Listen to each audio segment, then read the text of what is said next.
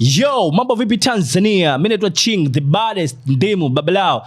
Bana, habari nzuri zimetufikia kuhusiana na msanii kutoka Tanzania, Dar es Salaam, Harmonize Konde Boy. Ameonyesha vision ya ngoma yake mpya hivi karibuni, ambao hiyo ngoma bado kwa misingi haijajulikana jina lake. DJ7 ambaye ni DJ wa Harmonize, ambaye yeye ameonyesha wimbo huo kwenye Instagram, ambaye ni kionjo cha wimbo ambao umeimbwa na msanii mkongwe wa zamani ambaye anaitwa Oliver Mtukudzi, ambayo hiyo ngoma Oliver Mtukudzi, ngoma inaitwa Todi, au sio bana? DJ7 ameandika kwenye caption hizi, amesema shughuli zetu ni mziki na mziki ni sanaa ambayo tunafanya kila siku, ambapo kwa sasa hivi nikiwa natizama ngoma ya leo, video ambayo iko YouTube, na sasa hivi tunajiandaa kuachia kionjo kipya au ngoma mpya ambayo inatengenezwa, iko jikoni, ambayo itakuwa ni hit song, ambayo hiyo ngoma iko on way. Manake ameandika ngoma inakuja hivi karibuni. Hata hivyo, baada ya mambo mengi kupita, au sio bana, DJ7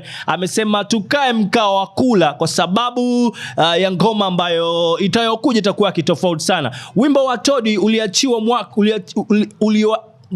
wimbo wa Todi uliachiwa kwa ajili ya kuhamasisha Wimbo wa Todi uliachiwa kwa ajili ya kuhamasisha uelewa kuhusu VVU, ukimwi, na ukiwa ni sehemu ya albamu inayoitwa Tuku Music iliyotolewa mwaka 1999. Katika wimbo huo Oliver ameelezea vitu vingi, lakini maudhui makubwa sana kuelezea na kuomboleza wale ambao wamekufa kwa sababu ya ugonjwa au maradhi ya VVU, maradhi ya ukimwi.